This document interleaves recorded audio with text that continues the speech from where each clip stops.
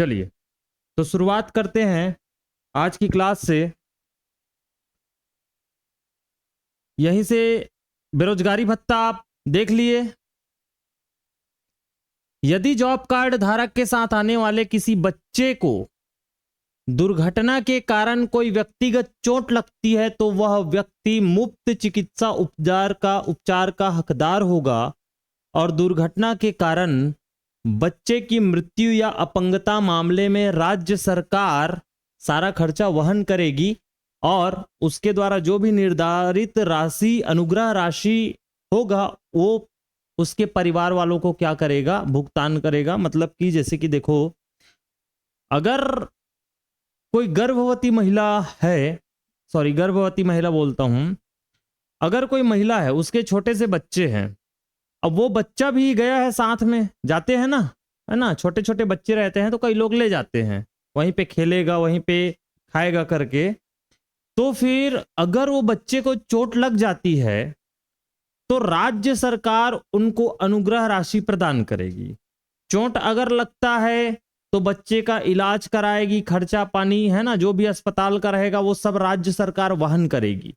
और अगर मृत्यु वगैरह हो गया तो जो भी अनुग्रह राशि रहेगा, ठीक है, बीमा के हिसाब से वो सारा उनको दिया जाएगा, उनके परिवारजनों को दिया जाएगा, उनके अभिभावकों को क्या किया जाएगा, दिया जाएगा। ठीक, तो अब देखते हैं आगे। बेरोजगारी भत्ता हमने देख लिया है। ठीक, बेरोजगारी भत्ता के लिए प्रथम 30 दिवस हेतु भुगतान कितना होता है, मजदूरी दर का 1/4। ठीक है, और 30 दिन के बाद कितना मिलेगा, 50% मिलता है। ठीक, यहां तक तो देख लिए हैं पूरा। ठीक, उसके बाद ये वाला बचा है क्या,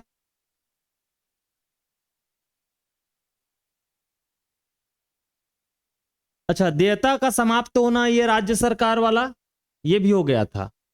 ठीक, यहां तक पूरा हो गया है ना। अब चलते हैं आगे।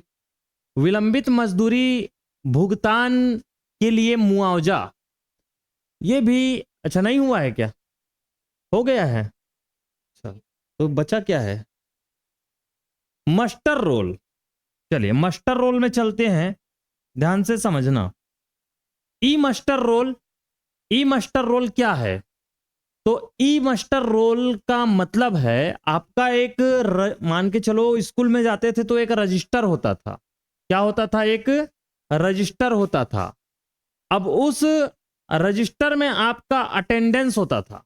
क्या रहता, अटेंडेंस। ठीक, तो वैसा ही ई मास्टर रोल होता है। आप काम पर जाओगे, जितने दिन काम करोगे आपका जो अटेंडेंस रहेगा वो उसमें लिखा रहता है, उसी के आधार पर फिर क्या दी जाती है, मजदूरी दी जाती है। तो वही चीज है ई मास्टर रोल। ई मास्टर रोल किसी कार्य स्थल के लिए आवंटित कामगारों के पहले से मुद्रित नामों के साथ नरेगा सॉफ्ट से तैयार, नरेगा सॉफ्ट एक सॉफ्टवेयर होता है, ठीक है, तो उससे तैयार किए जा सकने वाले मास्टर रोल होते हैं। वार्षिक नियोजन तैयार करने में ग्राम सभा की सहभागिता अगला पॉइंट हो जाएगा। तो ई मास्टर रोल समझ में आ गया, एक रजिस्टर होता है, मान के चलो जैसे कि आपका होता था स्कूलों में, है ना, अटेंडेंस के लिए, वैसे ही ई मास्टर रोल कार्य करने वाले मजदूरों की अटेंडेंस के लिए होता है। ठीक, फिर वार्षिक नियोजन तैयार करने में ग्राम सभा की सहभागिता। तो देखिए ग्राम सभा की सहभागिता क्या होगी, ग्राम सभा की सहभागिता। ठीक, तो देखिए समझना अच्छे से इसको, ग्राम सभा की सहभागिता। ग्राम पंचायत होगा आपके गांव में, ठीक, तो ग्राम पंचायत के जो प्रतिनिधि होते हैं वो जनता के द्वारा चुने गए होते हैं। क्या होते हैं, जनता के द्वारा चुने गए होते हैं। अब उसमें जनता के द्वारा चुना जा रहा है और ग्राम सभा जो होता है वो स्वयं जनता होती है। स्वयं क्या होती है, जनता। तो ध्यान से समझना, मनरेगा कानून के अनुसार, ठीक है, मनरेगा कानून के अनुसार या इस अधिनियम के अनुसार प्रत्येक ग्राम पंचायत के लिए, किसके लिए? प्रत्येक ग्राम पंचायत के लिए यह अनिवार्य किया गया है कि वह ग्राम सभा के साथ चर्चा कर वार्षिक कार्य योजना तैयार करेगी। ठीक है, क्या? वार्षिक कार्य योजना तैयार करेगी, जिसमें किस प्रकार के कार्य किए जा रहे हैं, क्या चीज? किस प्रकार के कार्य किए जा रहे हैं या किए जाने हैं, उपलब्ध राशि कितनी है एवं कार्य को करने के लिए कितने मानव दिवस की आवश्यकता रहेगी के संबंध में विस्तृत विवरण दिया गया हो। इस वार्षिक योजना के प्रभावी एवं समय से क्रियान्वयन हेतु इसका ग्राम सभा के द्वारा मंजूर किया जाना अनिवार्य होता है। ठीक, अब समझो इसको। ग्राम पंचायत अपनी जगह पर है, ग्राम सभा अपनी जगह पर है। ग्राम पंचायत में चुने हुए प्रतिनिधि रहेंगे और ग्राम सभा में आप स्वयं रहेंगे, वो गांव की जनता रहेगी। तो होता क्या है इसमें, ग्राम पंचायत क्या करेगी? ग्राम सभा के द्वारा यह बताया जाएगा कि कौन सा काम जरूरी है अपने गांव में। वो तो गांव वाला जानेगा ना, ग्राम पंचायत थोड़ी जानेगा, है ना। तो गांव में कौन सा कार्य जरूरी है, कौन सा कार्य जरूरी है, कौन सा कार्य किया जाना है, तो वो कार्य कौन सा किया जाना है उसकी लिस्ट कौन बनाएगी? ग्राम सभा। ठीक, तो ग्राम सभा ने बना दिया ये सारे काम जरूरी है ना। तालाब को बनाना है, तालाब से कनेक्ट किया गया नहर बनाना है, ये वाला गली खत्म हो गया है उसको बनाना है। ठीक, नदी की सफाई करनी है। ऐसा एक लिस्ट तैयार होगा ग्राम सभा के द्वारा, ग्राम सभा के द्वारा बताया जाएगा और फिर ग्राम पंचायत उसके द्वारा सुझाए गए कार्य को करेगा। भले सारे काम नहीं करेंगे, ये ग्राम पंचायत के ऊपर डिपेंड रहेगा, है ना। सारे काम भले नहीं करेंगे, लेकिन इन्हीं लिस्ट में से ही वो कार्य किए जाएंगे मनरेगा के अंतर्गत। बस वही चीज है, इसमें यह बोला गया है कि ग्राम, है ना, प्रत्येक ग्राम पंचायत के लिए यह अनिवार्य है कि ग्राम सभा के साथ चर्चा करेगा, वार्षिक योजना तैयार करेगा, मतलब कि उस वित्तीय वर्ष में कौन सा काम होना है, यह वार्षिक योजना तैयार किया जाएगा, जिसमें किस प्रकार के कार्य किए जाएंगे, वही किस प्रकार के कार्य किए जाएंगे। ठीक, और कितने मानव दिवस की आवश्यकता पड़ेगी, कितना दिन चल सकता है ये, है ना, कितने मजदूरों की आवश्यकता हो सकती है। ठीक, ये सारे निर्णय वहां पर लिए जाएंगे ग्राम सभा के द्वारा और ग्राम पंचायत उस पर क्या करेगी? मुहर लगाएगी। ठीक, फिर आगे देखते हैं। उसके बाद नेक्स्ट, निरीक्षण और पर्यवेक्षण। निरीक्षण और पर्यवेक्षण, इसका मतलब होता है, निरीक्षण बोल लो या पर्यवेक्षण बोल लो, इसका मतलब होता है जांच। क्या होता है? जांच। अब देखो, जांच कौन करेगी भाई? ध्यान से समझना। ग्राम सभा मनरेगा योजना के तहत, ग्राम सभा मनरेगा योजना के तहत सामाजिक लेखा परीक्षा समिति का चयन करती है। काहे का चयन करेगी? सामाजिक लेखा परीक्षा का चयन करती है समिति का। संविधान के 73वें संविधान संशोधन के अनुसार ग्राम सभा कुछ अन्य कार्यों के साथ साथ परीक्षण विवरण की जांच करने, सभी सार्वजनिक दस्तावेजों का क्या निरीक्षण करने और अधिक सामाजिक परीक्षण आयोजित करती है। ठीक, तो निरीक्षण करने का कार्य कौन करेगा? ग्राम सभा। अब कौन सा काम होना है, यह किसके ऊपर डिपेंड करेगा?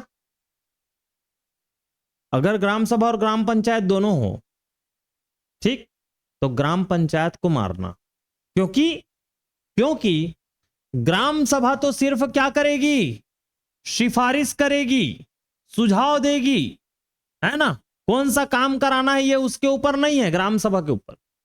वो सिफारिश कर सकती है हमारे गांव में कि ये वाला काम बाकी है, ये काम बाकी है करके, और करना नहीं करना ग्राम पंचायत के ऊपर है। जबरदस्ती थोड़ी है, देखे भी होगे, है कि नहीं।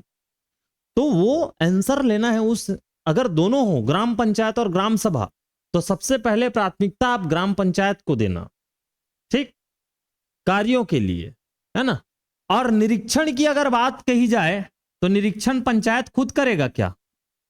पंचायत खुद करेगा तो घपला होने के चांसेस भी 100% होंगे ना।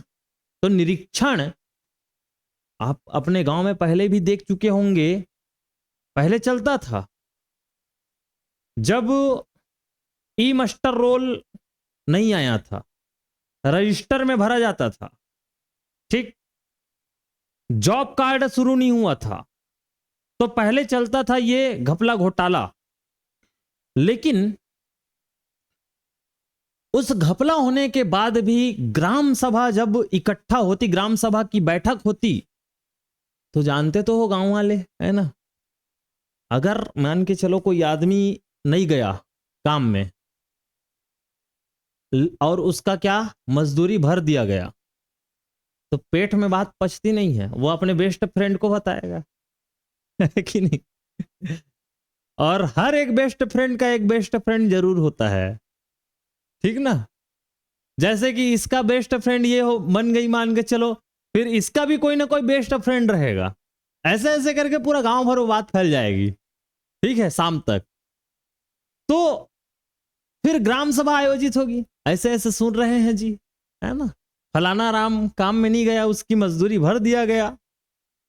तो निरीक्षण करने के लिए पहुंच गया कि नहीं पहुंचा ग्राम सभा, फिर उसका, है ना, पेमेंट रोकवा देता है, सरपंच के ऊपर दबाव बनता है, ठीक। तो इस प्रकार से कार्य होते हैं, मतलब कि निरीक्षण का कार्य कौन करेगा? ग्राम सभा करेगा टोटली। अब ये ग्राम सभा एक तो स्वयं कर सकता है, जो भी दस्तावेज रहेगा उनकी जांच स्वयं कर सकती है ग्राम सभा। ग्राम सभा के पटल पर रखी जाएगी सारी चीजें, ग्राम सभा के सदस्य उनको देखेंगे, जांच करेंगे, ठीक। तो ये सारे दस्तावेजों का क्या करती है? निरीक्षण करती है, परीक्षण भी करेगी, और कौन से संशोधन के अनुसार? तो 73वें संविधान संशोधन के अनुसार, ठीक। फिर आगे अधिसूचित मजदूरी दर पाने का अधिकार। अब ये अधिसूचित मजदूरी दर पाने का अधिकार जो है, ये कैसा मजदूरी दर है? कैसा मजदूरी दर है, ध्यान से देखेंगे। देखो, अधिसूचित मजदूरी दर पाने का अधिकार महात्मा गांधी राष्ट्रीय ग्रामीण रोजगार गारंटी अधिनियम के अंतर्गत अकुशल श्रम हेतु संपूर्ण मजदूरी राशि का भुगतान किसके द्वारा किया जाएगा? केंद्र सरकार के द्वारा किया जाएगा, ठीक। किसके द्वारा किया जाएगा? केंद्र सरकार के द्वारा किया जाएगा। तो अकुशल श्रम हेतु जितने भी मजदूरी भुगतान रहेंगे, मजदूरी दर रहेंगे, उनका भुगतान किसके द्वारा किया जाएगा? केंद्र सरकार के द्वारा किया जाएगा। इस अकुशल श्रम की मजदूरी का भुगतान केंद्र सरकार के द्वारा किया जाएगा। किसके माध्यम से? बैंक खाता के माध्यम से किया जाएगा, या फिर जो डाक खाता खोलते हो पोस्ट ऑफिस में, उसके माध्यम से किया जाएगा, ठीक। तो यही चीज है, केंद्र सरकार इस अधिनियम के प्रयोजनों के लिए अधिसूचना द्वारा अधिसूचित करेगी, अधिसूचना द्वारा मजदूरी दर विनिर्दिष्ट कर सकेगी, एवं भिन्न भिन्न क्षेत्रों के लिए मजदूरी दर भिन्न भिन्न विनिर्दिष्ट की जा सकेगी, परंतु किसी ऐसी अधिसूचना के अधीन समय समय पर विनिर्दिष्ट मजदूरी दर 60 रुपए प्रतिदिन से कम की दर पर नहीं होनी चाहिए, ठीक। इसका मतलब क्या हुआ? केंद्र सरकार अधिसूचित करेगी। अधिसूचना का मतलब बता दिया हूं, गजट में प्रकाशित करती है, उसको कहा जाता है अधिसूचना। तो वैसे ही केंद्र सरकार क्या करेगी? अधिसूचित करेगी। तो ध्यान से समझना, हमने तो देखा मजदूरी दर पाने का भी अधिकार है किसको? जो काम करेंगे उसको, काम किए रहेंगे तो मजदूरी दर पाने का भी अधिकार है। ठीक, तो ये जो मजदूरी दर है केंद्र सरकार देगी अकुशल श्रम के लिए। किसके माध्यम से देगी? बैंक खातों के माध्यम से देगी। अब अधिसूचना के द्वारा केंद्र सरकार मजदूरी दर को बढ़ा भी सकती है। क्या कर सकती है? समय समय पर बढ़ा सकती है, हर वित्तीय वर्ष के लिए। इस वित्तीय वर्ष के लिए भी बढ़ाया गया है कि नहीं बढ़ाया गया है ना? कल ही तो पढ़े हैं। इस वित्तीय वर्ष के लिए भी मजदूरी दर को क्या किया गया है? बढ़ाया गया है। 243 रुपए किया गया है ना, 22 रुपए की बढ़ोतरी हुई है। ठीक, तो भिन्न भिन्न क्षेत्र के लिए मजदूरी दर भिन्न भिन्न निर्दिष्ट विनिर्दिष्ट की जा सकेगी। मतलब कि भारत तो एक है, लेकिन यहां पर मजदूरी दर क्या है? अलग अलग है। वही है, भिन्न भिन्न विनिर्दिष्ट की जा सकेगी मजदूरी दर को। सबसे ज्यादा हरियाणा में मिलेगा, छत्तीसगढ़ में 243 रुपए है, हरियाणा में 300 पार। सबसे कम आपको किधर मिल जाएगा? नागालैंड मिजोरम साइड मिल जाएगा सबसे कम। ठीक, तो ऐसे हर जगह अलग अलग मजदूरी दर है। ऐसा नहीं, जरूरी नहीं कि सभी जगह एक ही मजदूरी दर हो, जगह देख देख के रहेगा, है ना? अब चट्टान वाला एरिया है उधर, ठीक, ज्यादा काम वगैरह भी नहीं रहता होगा, मिजोरम साइड, है ना? तो ऐसा है। और जब भी बढ़ाएगी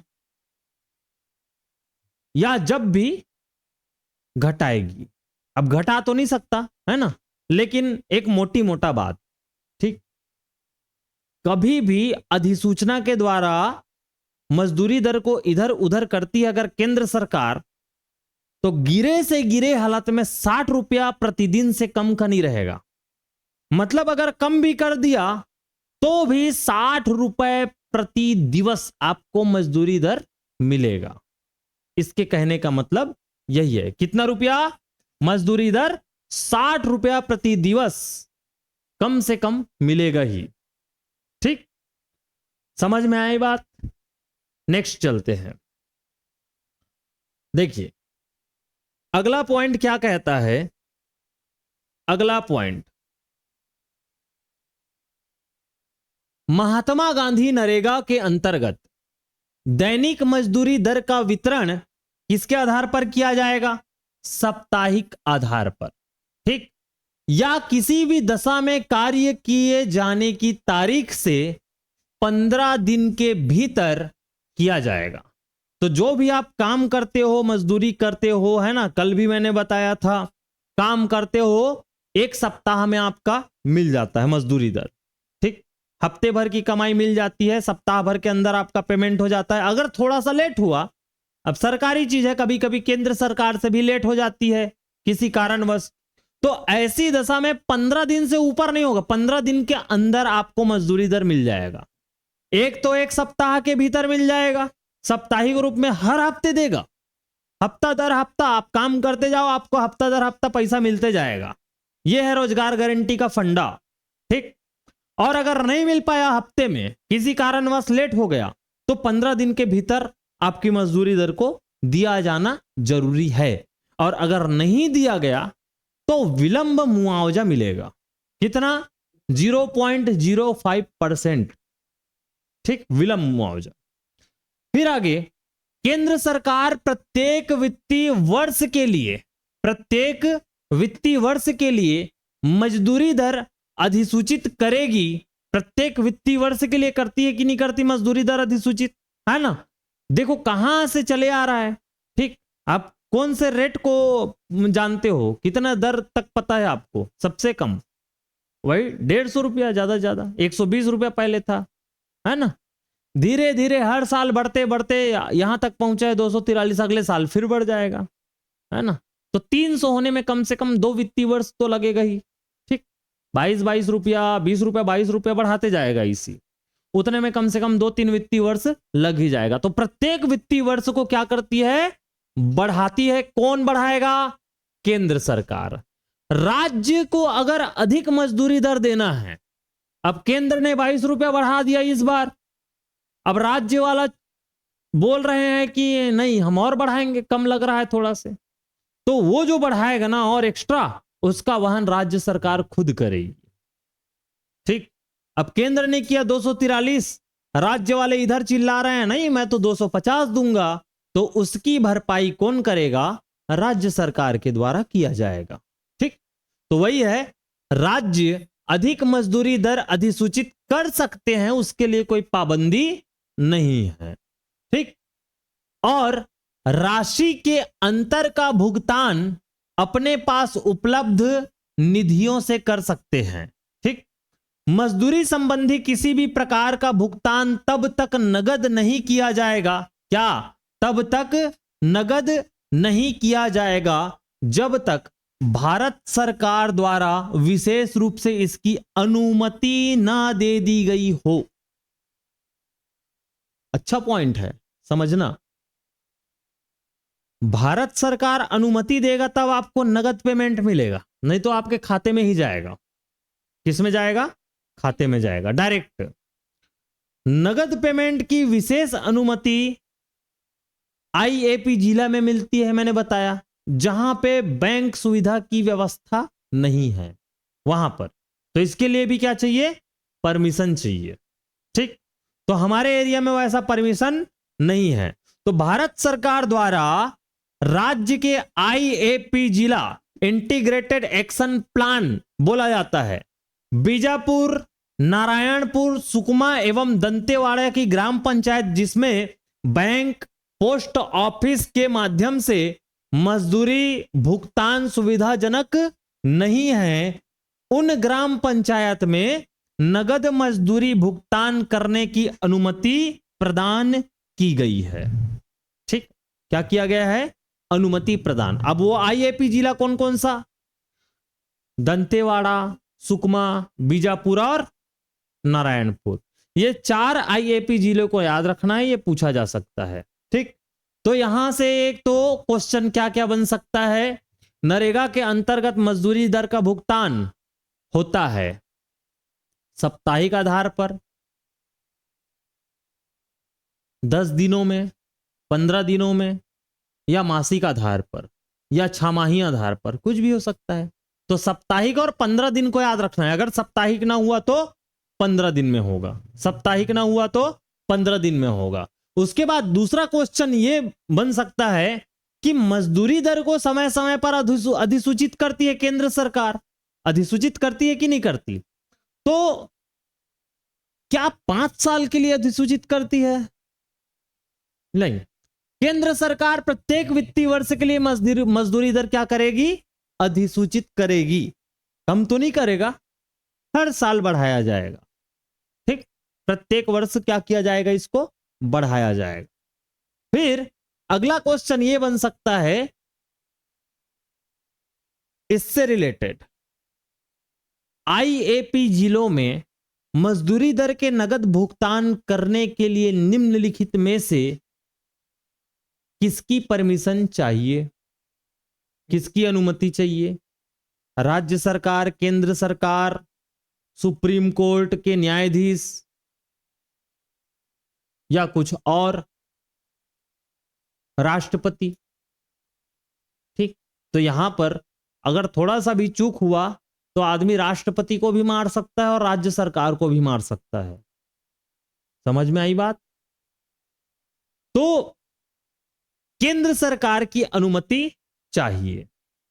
फिर आगे भारत सरकार के आईएपी जिला को पूछा जा सकता है। ठीक, यह हुआ। अब उसके पश्चात आगे नेक्स्ट, मनरेगा श्रमिकों की, मनरेगा श्रमिक जो है उस मनरेगा श्रमिकों की मजदूरी में लिंग के आधार पर विभेद कभी भी नहीं किया जाएगा। यहां पर भी तो धोखा खा सकते हो, है ना, अगर घुमाकर ही दे दिया जाए कि मनरेगा में मनरेगा में पुरुषों की मजदूरी दर छत्तीसगढ़ में 243 रुपए प्रति दिवस है, महिलाओं की मजदूरी दर निम्नलिखित में से क्या होगी? आदमी गच्चा खा जाएगा एक झटके में, थोड़ा सा इधर उधर पढ़ा रहेगा तो, है ना। ऑप्शन में रहेगा 240 रुपए प्रति दिवस, 243 रुपए प्रति दिवस, 235 रुपया, 220 रुपया। आदमी क्या सोचेगा? मिस्त्री काम में जाते हैं तो कम देते हैं। बात सही है कि नहीं? है ना, इसी कारण धोखा हो जाता है। इसको छत्तीसगढ़ी में कहते हैं भोरहा। ठीक है, ये धोखा होना लाजमी है। तो इन्हीं सब चीजों को क्या रखना है, ध्यान में रखना है ना। उन लोगों को मिस्त्री काम में जाते हैं तो कम देते हैं, 150 रुपए देते हैं, लड़कों को 250 300 देते हैं, तो यहां भी कम हो सकता है ना, यहां भी कम हो सकता है, ऐसा सोचा जा सकता है। ठीक, एग्जाम के दौरान। फिर आगे, मनरेगा श्रमिकों की मजदूरी में लिंगी आधार पर किसी भी प्रकार से क्या नहीं किया जाएगा, विभेद नहीं किया जाएगा, बल्कि इसके लिए समान मजदूरी अधिनियम 1976 के नियमों का क्या करना है, पालन करना है। कौन सा? 1976 के अधिनियम का पालन करना है, जो समान कार्य के लिए समान वेतन की बात करता है। समान कार्य के लिए समान वेतन की बात करता है, चाहे वो महिला हो या पुरुष, सभी को समान वेतन दिया जाएगा। ठीक, और वैसे भी मनरेगा में समान कार्य भी होता है, समान वेतन भी दिया जाता है। ये किसको फॉलो कर रहा है? मजदूरी दर, समान मजदूरी अधिनियम 1976 के नियमों का पालन कर रहा। ठीक, तो एक क्वेश्चन यहां से आपका बन सकता है कि मनरेगा में स्त्री और पुरुष दोनों को समान कार्य के लिए समान वेतन दिया जाता है, यह निम्नलिखित में से किस अधिनियम से ओतप्रोत है या किस अधिनियम का पालन करता है? तो याद रखना है, मजदूरी अधिनियम, समान मजदूरी अधिनियम 1976। ठीक, मजदूरी का भुगतान मस्टर रोल के बंद होने के तुरंत बाद नहीं किया जाएगा। आज मस्टर रोल बंद हो गया, कल सरपंच पेमेंट दे देते इसका कामरी से। ठीक, कई लोग होते हैं ना, है ना, तो ऐसा नहीं, मस्टर रोल आज बंद हुआ, काम आज बंद हुआ, अब बंद होने के तुरंत बाद हो सकता है क्या, ये क्वेश्चन बन सकता है। क्या क्वेश्चन बन सकता है, ध्यान से समझना। क्या मजदूरी का भुगतान मस्टर रोल के बंद होने के तुरंत बाद किया जा सकता है? बिल्कुल नहीं, तुरंत बाद नहीं होगा, बल्कि उसको एक हफ्ते का इंतजार करना पड़ेगा। एक हफ्ते का क्या करना पड़ेगा, इंतजार करना पड़ेगा।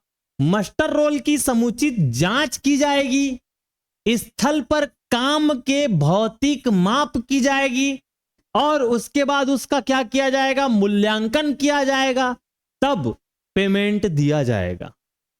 ठीक, पहले मस्टर रोल को देखा जाएगा, तुम्हारी जो अटेंडेंस रहेगा वो देखेगा, काम सही सॉर्ट किए हो नहीं वो तो खैर उसी समय हो जाता है, नाप जोक का काम, भौतिक मापन। ठीक, तो उसके बाद ही मिलेगा। इसके लिए हफ्ते भर का प्रोसेस हो जाता है, फिर एक हफ्ते में आपका क्या आ जाएगा, पेमेंट आ जाएगा। अब ध्यान से समझना, मजदूरी का भुगतान किन किन माध्यमों से होता है, तो ध्यान से समझना, इंपॉर्टेंट है, पेपर में आएगा ये वाला, कि मजदूरी का भुगतान निम्नलिखित में से किसके माध्यम से होता है।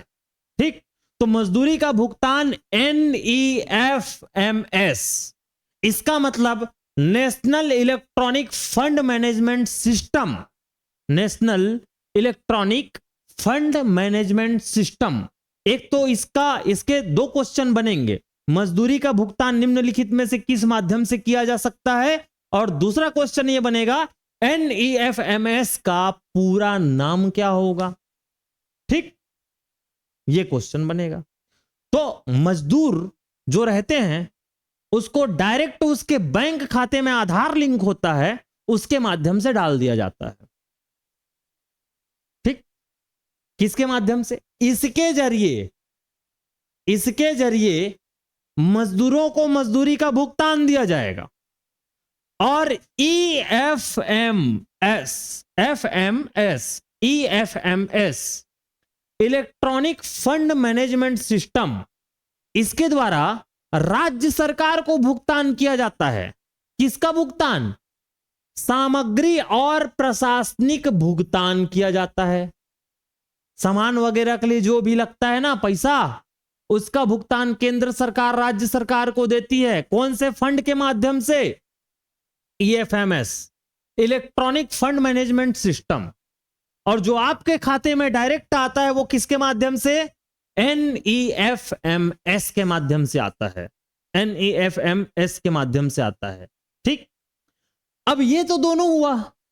एक साइड क्या, केंद्र सरकार राज्य सरकार के खाते में पैसा डाल रहा, सामान का प्रशासनिक भुगतान कर रहा। ठीक, सामग्री व प्रशासनिक भुगतान प्रशासन को। दूसरा, एक तो डायरेक्ट मजदूरों के खातों में जा रहा, तो मजदूर के खाते में सही तरीके से पैसा जा रहा है कि नहीं, राज्य सरकार के खाते में पैसा सही तरीके से जा रहा है कि नहीं, ये किसके अंडर में देखरेख में होता है? ये दोनों के दोनों सिस्टम जो हैं, ये दोनों के दोनों सिस्टम इसके अंतर्गत रहेंगे। मतलब कि PFMS public finance management system, ये कैग नियंत्रण करता है इसको, CAG।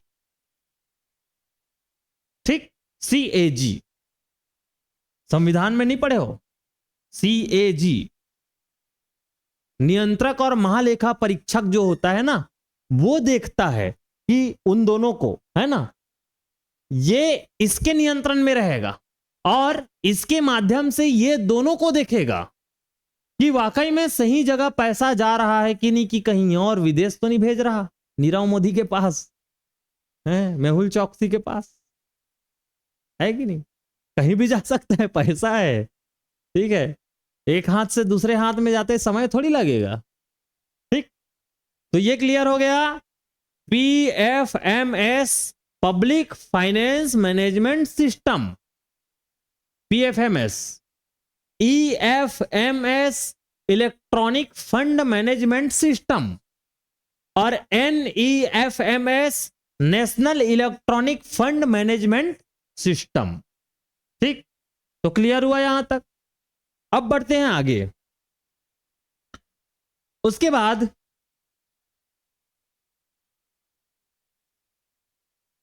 छत्तीसगढ़ में अभी न्यूनतम मजदूरी दर कितनी है? तो छत्तीसगढ़ में पहले था 2023-24 में कितना रुपया था? 221 रुपया प्रति दिवस का।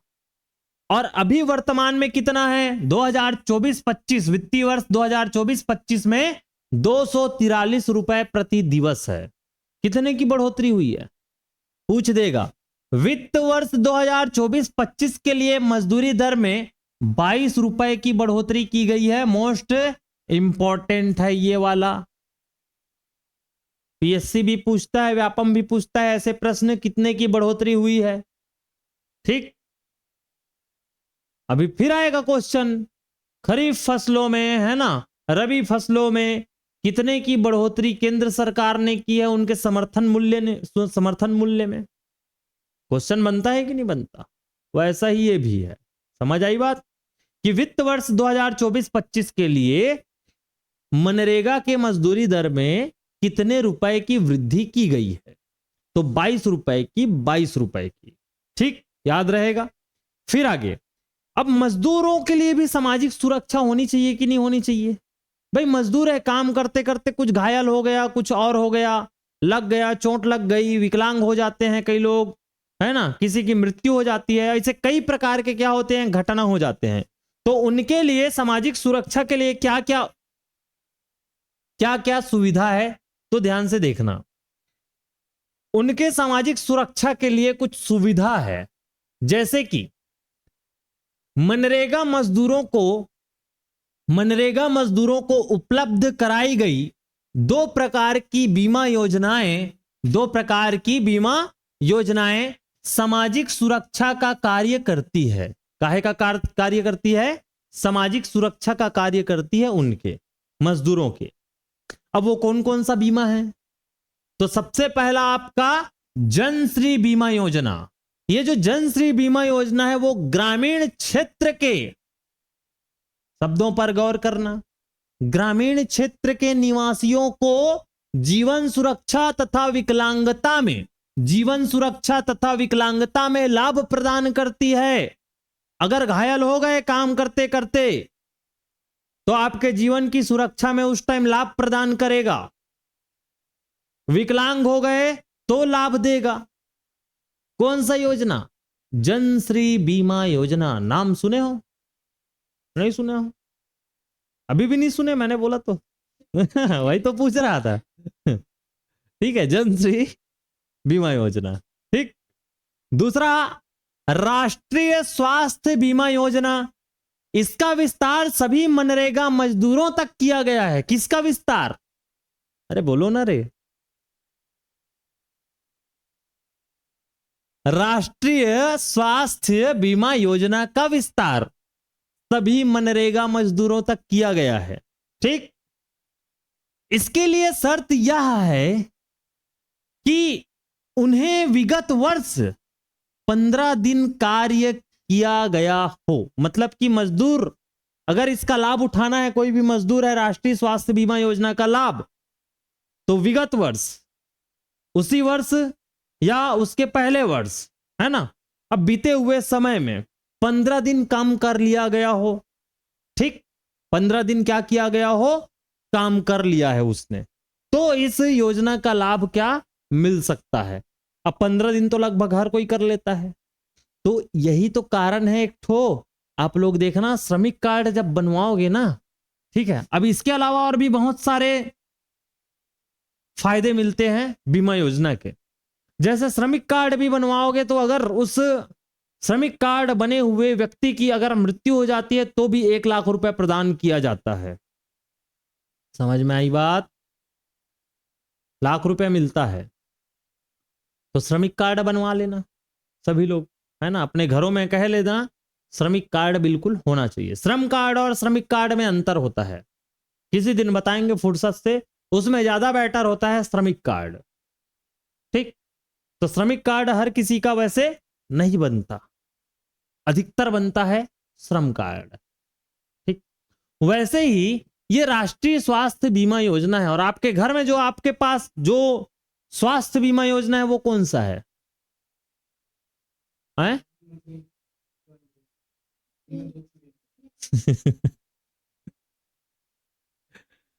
जीवन ज्योति बीमा योजना कि कौन सा?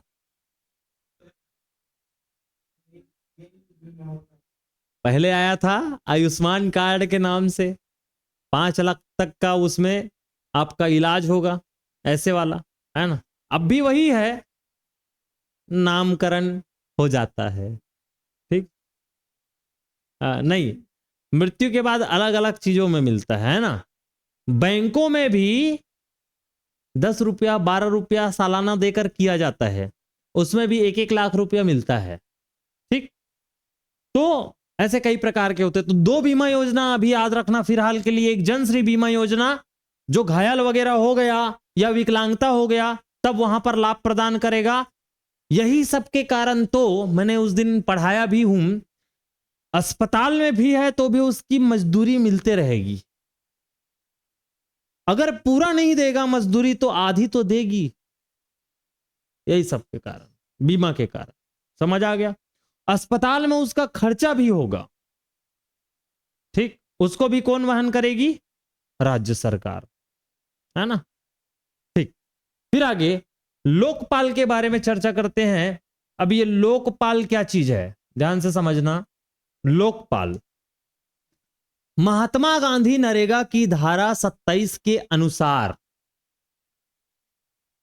महात्मा गांधी नरेगा की धारा 27 के अनुसार, कौन से धारा? धारा 27 के अनुसार योजना क्रियान्वयन से संबंधित शिकायत के निवारण के लिए जिला स्तर पर 17 लोकपाल की नियुक्ति की व्यवस्था की गई है। राज्य के सभी 33 जिलों का 17 प्रादेशिक क्षेत्र बनाया गया है। क्या बनाया गया है? 17 प्रादेशिक क्षेत्र बनाया गया है। जिलों के लोकपाल द्वारा पारित निर्णय के विरुद्ध अपील करने हेतु राज्य स्तर पर, कौन से स्तर पर? राज्य स्तर पर त्रिसदस्यीय प्राधिकरण बनाया गया है।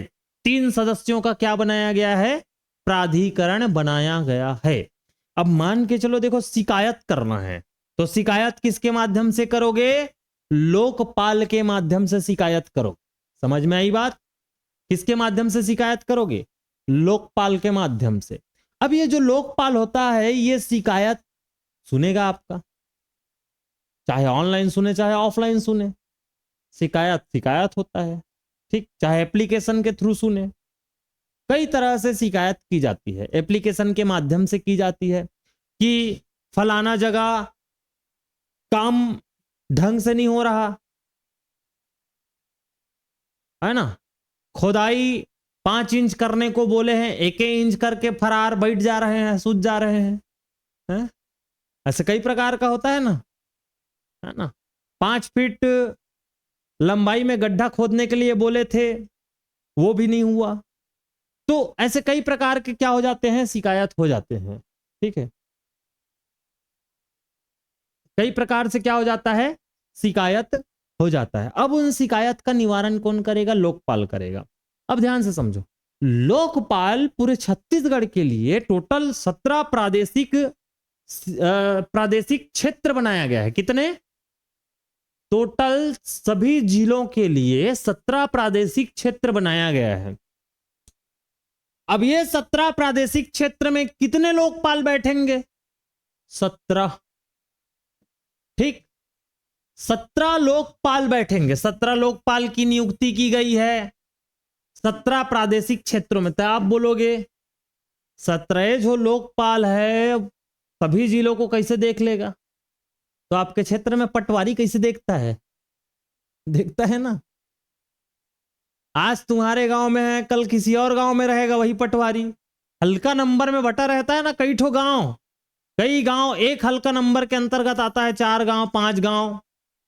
तो वैसे ही लोकपाल भी होता है और वहां पर आप शिकायत करोगे। ठीक, अब ध्यान से समझो, शिकायत किए जिलों के लोकपाल द्वारा कोई निर्णय पारित कर दिया गया, लोकपाल के द्वारा कोई निर्णय पारित कर दिया गया, आपने शिकायत किया, लोकपाल ने क्या कर दिया? निर्णय कर दिया। अब वो निर्णय आपको पसंद नहीं आया तो आप कहां पर अपील करोगे? राज्य स्तर पर। और राज्य स्तर पर जब अपील करोगे तो किधर करोगे? त्रिसदस्यीय प्राधिकरण के पास अपील करोगे। राज्य स्तर पर 3 सदस्यों का क्या बनाया गया है? प्राधिकरण बनाया गया है 3 सदस्यों का। ठीक, तो यहां पर क्वेश्चन क्या बन सकता है? छत्तीसगढ़ के सभी जिलों के लिए निम्नलिखित में से कितने लोकपाल की व्यवस्था की गई है? तो बता दोगे 17 लोकपाल। ठीक, दूसरा क्वेश्चन यह बन सकता है कि लोकपाल के द्वारा लिए गए निर्णय के विरुद्ध अपील निम्नलिखित में से कहां की जा सकती है? पंचायत स्तर पर, जिला स्तर पर, राज्य स्तर पर, केंद्र स्तर पर। राज्य स्तर पर। ठीक, अगला पॉइंट, अगला क्वेश्चन यह बन सकता है कि लोकपाल के द्वारा लिए गए निर्णय के विरुद्ध राज्य स्तर पर अपील की जाती है, तो जहां पर अपील की जाती है वह प्राधिकरण कितने सदस्यों से मिलकर बना है? एकल, द्विसदस्यीय, त्रिसदस्यीय, 4 सदस्यीय, या पंचों की बैठक 5, तो त्रिसदस्यीय।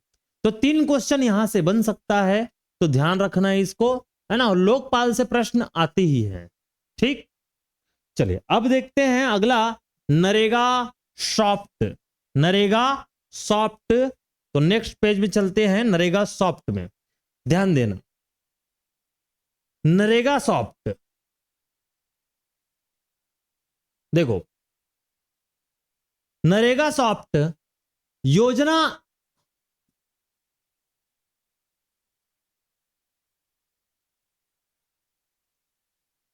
योजना के अंतर्गत समस्त कार्यों, नरेगा सॉफ्ट पढ़ रहे हैं अभी, योजना के अंतर्गत समस्त कार्यों, जैसे कि कार्य की जानकारी लेना है। कार्य की जानकारी बोले तो कौन सा काम चल रहा है, कहां पर काम चल रहा है, कार्य की जानकारी। ठीक, तालाब बन रहा है कि नहर की सफाई हो रहा है कि नदी की सफाई हो रहा है, तो कौन सा कार्य चल रहा है इसकी जानकारी। मास्टर रोल की जानकारी चाहिए, बोला ना, समस्त कार्यों, समस्त कार्यों, तो समस्त कार्यों की जानकारी आप कैसे लोगे। मास्टर रोल की जानकारी, मास्टर रोल की जानकारी में क्या जानकारी लोगे, कितने लोगों का फर्जी नामवाड़ा में भरा है मजदूरी, ये जानकारी ले सकते हो। कौन आज आया है, कौन आज नहीं आया है, अटेंडेंस, है ना। फलाना व्यक्ति ने कितने दिन काम किया है अभी तक, क्या 100 दिन से ऊपर हो गया, क्या 150 दिन पूरा कर लिया क्या, या 150 दिन होने में कितना दिन बाकी है, ऐसे बहुत सारी जानकारी मिल जाती है। ठीक, सामग्री बिलों की जानकारी, सामग्री बिलों की जानकारी मतलब सीमेंट मंगाया गया, सरपंच ने कितना सीमेंट मंगाया, बिल दिखेगा उसमें, बिल में दिखाएगा अभी तक 300 बोरी मंगाया गया है, नरेगा सॉफ्ट में दिखाएगा 300 बोरी। अब मैंने तो मात्र उसमें 200 बोरी गिना है, समझ रहा है ना 200 बोरी गिना हूं मैंने। ठीक, सरपंच ने कितना मंगाया है, बिल 300। ठीक, तो कितना मंगाया गया सामान, क्या सामान मंगाया गया, कितना भुगतान किया गया है, कितना बाकी है, पंजीकृत परिवार की जानकारी, मतलब कि कौन कौन सा परिवार अब तक पंजीकृत है, यह सब की जानकारी अगर चाहिए ना, तो नरेगा सॉफ्ट से आप जान सकते हो। नरेगा सॉफ्ट, ठीक, डाउनलोड कर सकते हो उसको भी, नरेगा सॉफ्ट को। नरेगा सॉफ्ट से ऑनलाइन क्या प्राप्त किया जा सकता है, वह योजना से संबंधित अन्य जानकारी अगर चाहिए तो बाकी जानकारी किसमें मिलेगा, www.narega.nic.in में देखी जा सकती है। हाईलाइट करके रख लेना इसको, इंपॉर्टेंट है, पूछेगा प्रश्न। चलो क्या बनेगा अब यहां पर, मनरेगा से संबंधित किसी भी प्रकार की जानकारी के लिए निम्नलिखित में से कौन से वेबसाइट का प्रयोग किया जा सकता है, तो कौन से वेबसाइट का प्रयोग किया जा सकता है, www.narega.nic.in का प्रयोग किया जा सकता है। ठीक, और अगर बाकी चीजों की जानकारी चाहिए, मास्टर रोल से संबंधित जानकारी, सामग्री की जानकारी, ये सब चाहिए, कार्य की जानकारी चाहिए, तो उसके लिए आपको नरेगा सॉफ्ट में जाना पड़ेगा, वहां से आप वो जानकारी ले सकते हो। लेकिन अन्य जानकारी और चाहिए, कितने मजदूरों ने काम किया, कितना पैसा अब तक खत्म हो गया मनरेगा में, अन्य प्रकार की जानकारी और कई प्रकार की होती है, तो वो इस वेबसाइट में जाकर आपको मिल जाएगी। फिर आगे चलते हैं, योजना के अंतर्गत राज्य से संबंधित अन्य जानकारियां, राज्य से संबंधित अन्य जानकारियां राज्य की वेबसाइट www.manrega.cg.government.in पर देखी जा सकती है। इस वाले वेबसाइट में अगर जाओगे तो पूरे छत्तीसगढ़ का दिखाएगा आपको, पूरे छत्तीसगढ़ का दिखाएगा। फिर से देख लो, योजना के अंतर्गत राज्य से संबंधित अन्य जानकारियां राज्य की वेबसाइट www.mgnarega.cg.gov.government.in पर देखी जा सकती है। ठीक, दोनों में अंतर है कि नहीं है? दोनों वेबसाइट में राज्य से संबंधित जानकारी चाहिए तो सीजी लग जाएगा, सीजी लग गया।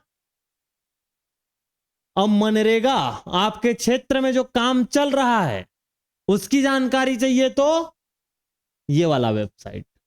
ठीक, कुछ अन्य जानकारी और चाहिए, आपके क्षेत्र का जानकारी चाहिए तो आपको ऊपर वाले वेबसाइट में जाना पड़ेगा। तो वेबसाइट पूछता है, पूछ चुका है, तो वेबसाइट का नहीं भूलोगे ना, वेबसाइट पूछता है।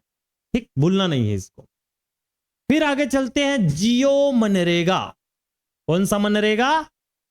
जियो का सिम आता है, जियो मनरेगा भी आ गया। अब ये जियो मनरेगा क्या है? भारत सरकार ग्रामीण विकास मंत्रालय के द्वारा, याद रखना है, भारत सरकार ग्रामीण विकास मंत्रालय के द्वारा NRSC, इसका मतलब नेशनल रिमोट सेंसिंग सेंटर के समन्वय से, भारत सरकार ग्रामीण विकास मंत्रालय द्वारा NRSC के समन्वय से जियो मनरेगा का क्रियान्वयन किया जा रहा है। ठीक, भारत सरकार के ग्रामीण विकास मंत्रालय, उसके द्वारा, और कौन मिला है? कौन? NRSC के सहयोग से, इसके सहयोग से, इसके समन्वय से भारत सरकार इसके साथ मिला और दोनों ने मिलकर क्या? जियो मनरेगा का क्रियान्वयन कर डाला। ठीक, तो जियो मनरेगा का क्रियान्वयन कौन कौन ने किया? भारत सरकार का ग्रामीण विकास मंत्रालय। अब ग्राम से संबंधित हो तो ग्रामीण विकास मंत्रालय करेगा ना भाई, भारत सरकार उसको पैसा देगा जो भी लगेगा वो। ठीक, तो ग्रामीण विकास मंत्रालय और NRSC के समन्वय, दोनों के मिलाप से क्या? जियो मनरेगा लॉन्च हो गया। अब उसके बाद इससे योजना अंतर्गत निर्मित परिसंपत्तियों की जानकारी तथा मॉनिटरिंग में सहायता हो रही है, परिसंपत्तियों की जानकारी और मॉनिटरिंग में जानकारी प्राप्त हो रही है। अब वो कैसे? ये जियो मनरेगा है क्या चीज? वैसे जियो मनरेगा डायरेक्ट सैटेलाइट से फोटोग्राफ भेजता है, कहां पर काम चल रहा है, डायरेक्ट फोटोग्राफ वहां से सीधा दिखेगा। ठीक, सारे अधिकारी का पता चलते रहता है ना। अगर मान के चलो इस क्षेत्र में काम चल रहा, ठीक है, इस क्षेत्र में काम चल रहा है, तो इस क्षेत्र में जो भी अधिकारी जाएगा ना, कौन सा अधिकारी कहां गया है, हर चीज पता चलता है। कौन कितना काम कर रहा है ये भी दिखता है, सब चीज पता चलेगा। मजदूर कितने हैं वहां पर, सब पता चलेगा, पूरा फोटो भेजता है। ठीक, तो परिसंपत्तियों की जानकारी तथा मॉनिटरिंग में सहायता हो रही है। मॉनिटरिंग का मतलब है पूरा एक एक चीज की जानकारी लेना, मॉनिटर करना। ठीक, इसके माध्यम से, मतलब इस जियो मनरेगा के माध्यम से योजना के अंतर्गत निर्मित परिसंपत्तियों के मोबाइल एप्लीकेशन द्वारा जियो टैग्ड मतलब latitude and longitude photographs Bhuvan portal पर अपलोड किए जा रहे हैं। कौन से पोर्टल पर? भुवन पोर्टल पर। लैटिट्यूड और लॉन्गिट्यूड, जैसे कि आपके मोबाइल में होता है ना रोटेट, अरे क्या बोलते हैं, मैं फोटोग्राफ में ज्यादा ध्यान नहीं देता, एक खड़ी फोटो खींचते हो, एक आड़ा फोटो खींचते हो, ऐसे रोटेट करके, है ना, उसी टाइप से। ठीक, जैसे कि कैमरा ओपन करो तो नंबर होता है, इसको दबाओ तो ऐसे छोटा हो जाएगा, फिर दबाओ तो ऐसा बड़ा फोटोग्राफ पूरा फ्रेम के साइज में आ जाता है। इस प्रकार से सभी प्रकार के क्या फोटो भेज सकता है जियो मनरेगा एप्लीकेशन। ठीक, पूरा सैटेलाइट से अब देख रेख हो रही है, निगरानी हो रही है। ठीक, तो आज की क्लास को यहीं तक करते हैं, इसके बाद तो है ना समाप्त हो गया। कल ये सारे टॉपिक क्या कर डालेंगे, कल इसको समाप्त कर डालेंगे, फिर सामाजिक अंकेक्षण की बारी होगी। जो भी जांच वगैरह होता है सामाजिक अंकेक्षण के बारे में देखेंगे, कल ये फिनिश हो जाएगा पूरा, ज्यादा नहीं, कम से कम 1.5 घंटा लगेगा। ठीक है, आज की क्लास 1 घंटा चली है ना, कल ज्यादा से ज्यादा 1.5 घंटा लग सकता है, 1 घंटा, कम भी लग सकता है, ज्यादा भी लग सकता है ना। सामाजिक अंकेक्षण को कब पढ़ाएंगे, कल भी पढ़ा सकते हैं, परसों भी उसको कंप्लीट कर सकते हैं। तो नेक्स्ट क्लास में देखेंगे बाकी को।